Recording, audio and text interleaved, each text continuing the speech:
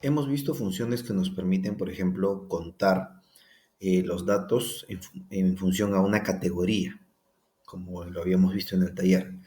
Pero hay otras dos funciones también que nos sirven para contar datos de acuerdo al tipo de dato que vamos a contar. Por ejemplo, voy a utilizar esta celda, la celda I3, y voy a utilizar una función que se llama contar. Voy a escribir igual contar, voy a invocar a la función. ¿Y para qué me sirve contar? La función contar sirve para contar dentro de un rango de datos la cantidad de datos numéricos que existen. No importa si se repiten, simplemente los cuenta. Por ejemplo, quiero seleccionar todo esto, digamos, todo este rango de datos. Cierro la fórmula. Fíjense que en todo el rango de datos que he seleccionado hay números como letras, hay texto, etc.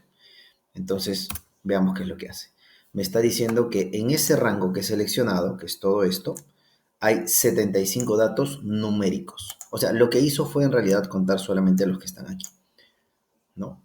Entonces, la función contar sirve para contar datos numéricos en un rango de datos. Fíjense que si yo uso esta celda, voy a volver a usar la función contar y selecciono, digamos, este rango de datos, solamente esta columna.